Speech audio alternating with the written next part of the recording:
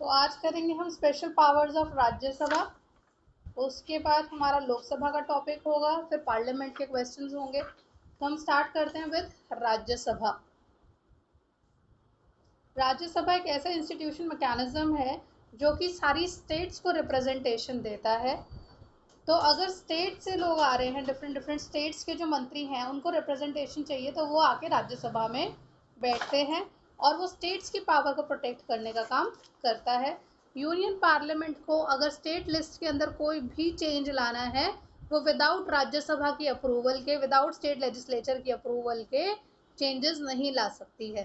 तो हमारी तीन लिस्ट होती है, union list, concurrent list and state list.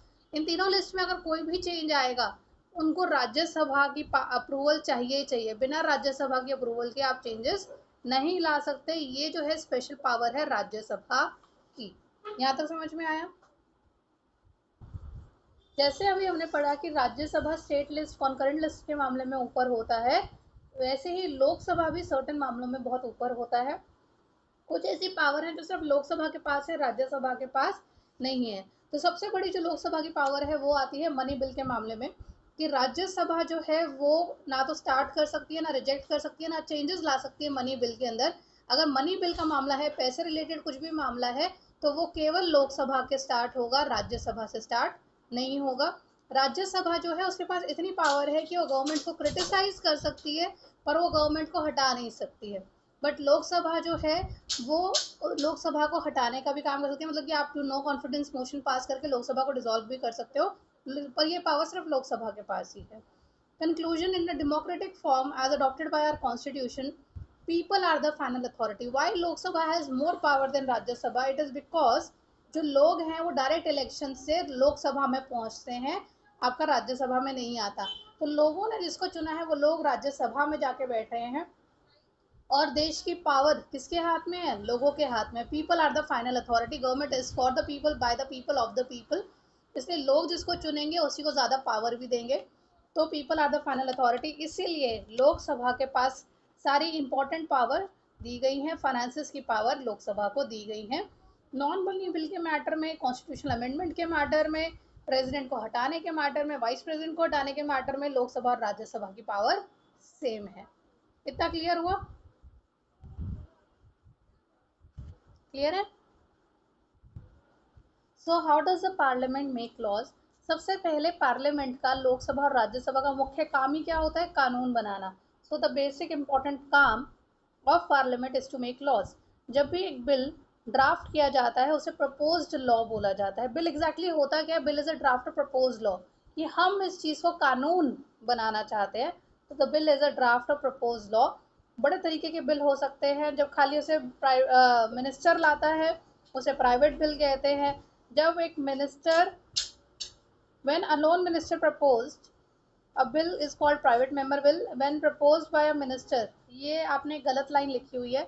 एक जब नॉन मिनिस्टर, जिसको इलेक्शन नहीं मिले, जो जीता नहीं, वो कोई बिल को इंट्रोड्यूस करता है उसे प्राइवेट मेंबर बिल कहते हैं।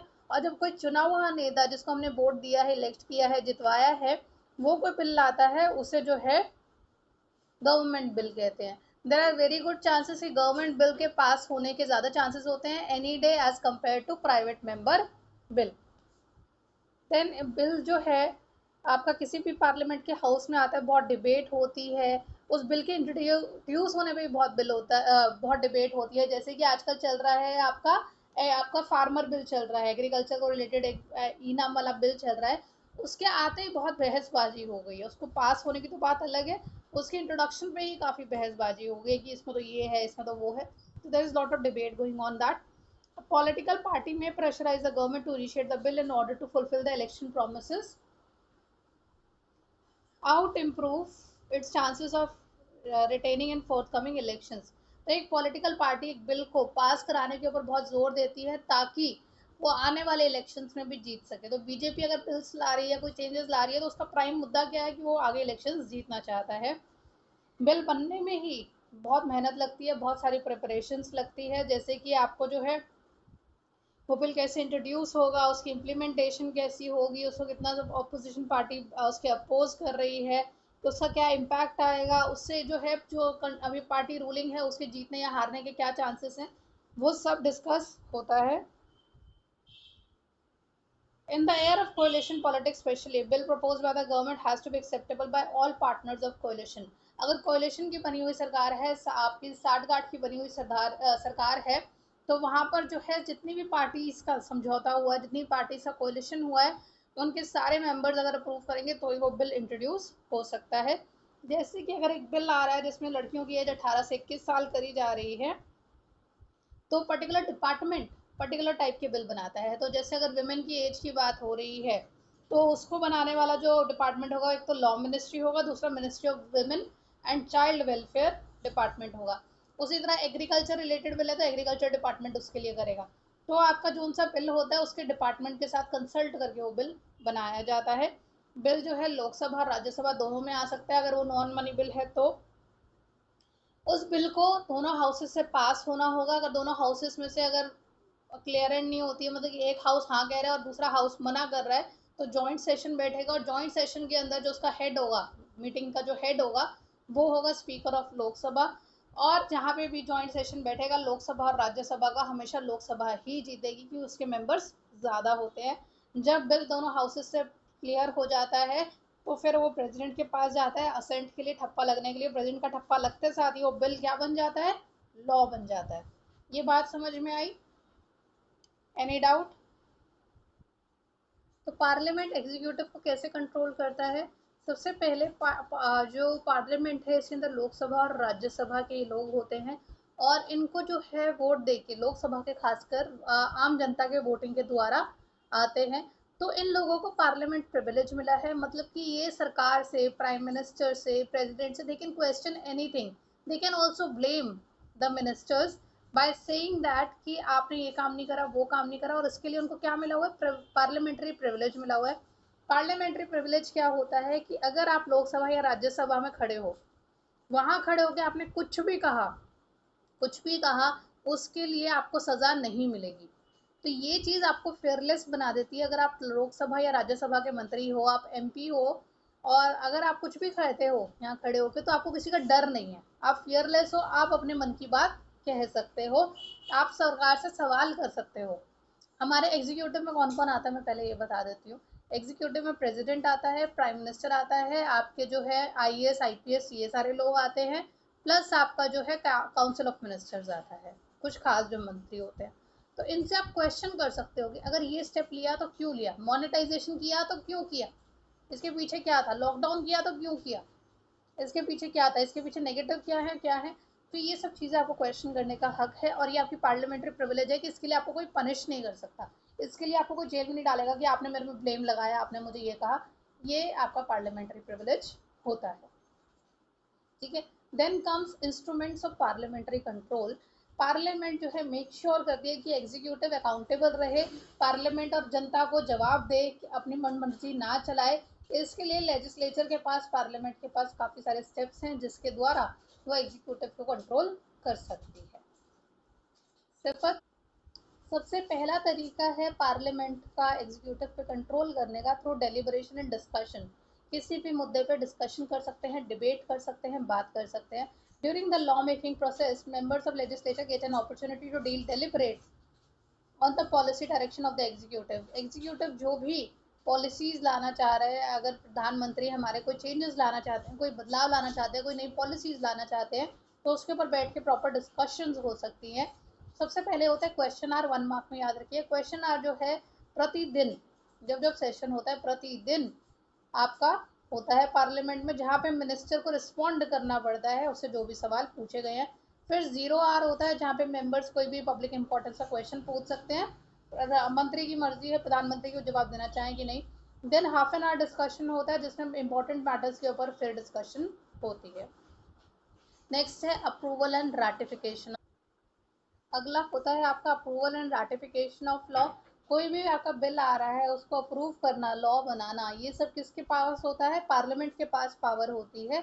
तो पार्लियामेंट चाहे तो उसके अंदर चेंजेस ला सकती है, उसके ऊपर जो है क्वेश्चनिंग कर सकती है।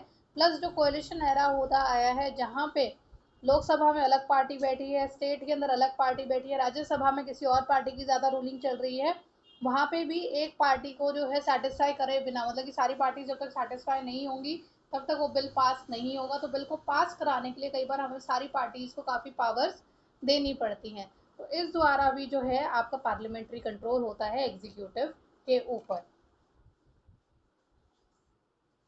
तीसरी सबसे बड़ी पावर जो पार्लियामेंट के पास है एग्जीक्यूटिव को कंट्रोल करने के लिए, लेजिस्लेचर के पास जो पावर है वो होता है फाइनेंशियल कंट्रोल। तो हमारा एक कंसोलिडेटेड फंड ऑफ इंडिया होता है जिसमें लोग जितना भी टैक्स भरते हैं थ्रू आउट द इंडिया, वो सारा का सारा कंसोलिडेटेड फंड ऑफ इंडिया में जाता है। और अगर उसमें से 1 रुपया भी निकालना है, थोड़ा भी चेंज करना है, कुछ भी पैसा निकालना है, किसी सरकार को पैसा देना है, किसी मंत्रालय को पैसा देना है, उसके लिए आपकी लोकसभा और राज्यसभा की अप्रूवल जाएगी। अगर लोकसभा और राज्यसभा अप्रूवल नहीं देते हैं, आप उसके अंदर से 1 रुपया भी नहीं निकाल सकते। तो ये कहीं ना कहीं लोकसभा और राज्यसभा को ज़्यादा पावर देता है कि उनको जो है दे हैव द पावर कि अगर एक भी पैसा निकलेगा तो लोकसभा और राज्यसभा से पूछे बिना नहीं निकलेगा। लोकसभा और राज्यसभा के पास पावर है कि वो किसी मंत्रालय को मना कर सकते हैं कि हम आपको इतने पैसे नहीं दे रहे, बैठे रहो। तो ये भी पावर जो है लोकसभा के पास है। The controller and auditor general and public account committee जो है वो सारा का सारा देखते हैं कि कितना पैसा कहाँ गया, उसके पैसे का क्या हुआ, कहीं मिस अप्रोप्रिएशन ऑफ फंड तो नहीं हो रहा है। तो ये सारा कंट्रोल जो है लेजिस्लेचर अपने हाथ में रखता है। नेक्स्ट है नो कॉन्फिडेंस मोशन। पढ़ो सिर्फ। अगला है no confidence motion. No confidence motion क्या होता है, ये खासकर 1989 के बाद से इम्पोर्टेंट हुआ है। लेट्स सपोज अगर मैंने इलेक्शंस में खड़ी हुई, तुम्हारी पार्टी इलेक्शंस में हुई, आम आदमी पार्टी, बीजेपी, कांग्रेस, ये सब हुए इलेक्शंस में खड़े, मेजोरिटी किसी को नहीं मिली, तो दो पार्टीज ने हाथ मिला लिया, अपनी सीट्स इकट्ठी कर ली और वो पावर में आके अब रूल कर रहे हैं। तो अगर उनको पार्लियामेंट में बना रहना है, उनको अपनी चलानी है, उनको अपना पावर रखना है, तो उसके लिए उनको जो है ये ध्यान रखना होगा ये सारे पार्टी के जितने भी मेंबर्स हैं वो उस पार्टी के सपोर्ट में रहें। अगर कुछ भी मेंबर्स उनके सपोर्ट में हट गए, उन्होंने नो कॉन्फिडेंस मोशन पास कर दिया, तो वो सरकार गिर जाएगी, फिर से फ्रेश री इलेक्शन होंगे। तो अगर मेरे को जीतने के लिए 50% सीट्स चाहिए, 30% तुम्हारे पास थी, 22% मेरे पास थी, हम दोनों ने मिलकर पावर में आए एंड मैंने बोल दिया मैं 22% वाली हूँ, मैंने कहा कि मुझे ये 30% वालों पे भरोसा नहीं है, मैं अपना सारा का सारा सपोर्ट वापस ले रही हूँ। तो मेरे सपोर्ट वापस लेते ही हमारा जो 52% का जो मेजोरिटी बना था वो खत्म हो जाएगा और आपकी सरकार गिर जाएगी नो कॉन्फिडेंस मोशन की वजह से और दोबारा से री इलेक्शन होंगे। तो ये भी पावर होती है नो कॉन्फिडेंस मोशन की लोकसभा और राज्यसभा में, जो कि executive chief minister prime minister को गिराने में काम आती है। तो इस तरह भी पार्लियामेंट एग्जीक्यूटिव को कंट्रोल करता है। अगला टॉपिक है पार्लियामेंट्री कमिटीज। तो लेजिस्लेटिव प्रोसेस को लॉ बनाने के लिए, जो भी बिल अप्रूव होता है, बिल को ड्राफ्ट करने के लिए कमिटीज़ बनाई जाती हैं। उन कमिटीज़ को पार्लियामेंट्री कमिटीज़ कहा जाता है। ये पीछे का सारा जितना भी लीगल बैकग्राउंड होता है उस ड्राफ्ट को बनने का, वो सारा करती हैं। ये सारे जो है सिर्फ लॉ मेकिंग में भी हेल्प नहीं करते हैं, डे टू डे एडमिनिस्ट्रेशन में भी हेल्प करते हैं लोकसभा और राज्यसभा की। इनके इंपॉर्टेंट फंक्शन होते हैं like studying the demands of grants, की कोई कितने पैसे मांग रहा है कि हमारे को अपने मंत्रालय के लिए इतने पैसे चाहिए, तो उनकी डिमांड को पढ़ना, समझना, ये कहाँ कहाँ के लिए क्या करना है, कहीं पे करप्शन का केस है उसके ऊपर इन्वेस्टिगेट करना, एंड ये सारे काम करती है पार्लियामेंट्री कमेटी। ऐसी जो है 20 डिपार्टमेंट के लिए अलग अलग कमेटीज़ बनाई गई हैं। उसके अलावा कुछ स्टैंडिंग कमिटीज़ हैं जो फुल टाइम कमिटीज़ होती हैं, और कुछ आपकी जो हैं जॉइंट कमिटीज़ या फिर आपकी एडहॉक कमिटीज़ होती हैं। हम स्टैंडिंग कमेटी के बारे में पढ़ेंगे। स्टैंडिंग कमेटी आपकी परमानेंट कमिटीज़ होती हैं, वो जो है अपने डिपार्टमेंट के बजट, एक्सपेंडिचर, बिल्स, ये सब चीज़ों को देखती हैं। जॉइंट पार्ले कमेटी जो है वो 2 या 3 डिपार्टमेंट की मिक्स होकर बनाई जाती हैं और ये किसी बिल को डिस्कस करने के लिए बनाई जाती हैं। कमेटी के जो मेंबर्स होते हैं, कौन, ठीक है, 1 सेकंड रुकना। क्लास के बीच में क्यों बोलते हैं? मेरी वीडियो पॉज हो जाती है कॉल होल्ड होते साथ ही। हाँ, मेरी रिकॉर्डिंग रुक जाती है, मैं इसलिए बोल रही हूँ।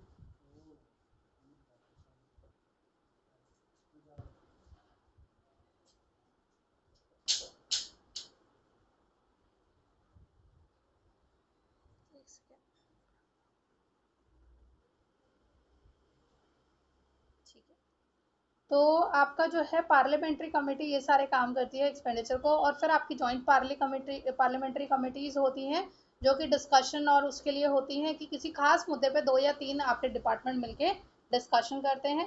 और मेंबर्स जो होते हैं इस कमेटी के दोनों हाउसेस से होते हैं, जॉइंट पार्लियामेंट्री कमेटी के, लोकसभा से भी और राज्यसभा से भी। एंड कोई भी बिल लॉ नहीं बन सकता है जब तक उसे पार्लियामेंट अप्रूव ना करे। और पार्लियामेंट को ये सारे सजेशन कौन देता है? ये कमेटीज सारे सजेशंस देती हैं। उसके बाद आता है पार्लियामेंट्री ऑफिशियल, जिसके अंदर स्पीकर एंड लोक डिप्यूटी स्पीकर आएगा। ये पहले इतना नहीं आता था, इस साल से थोड़ा सा ज़्यादा इम्पोर्टेंट होता है।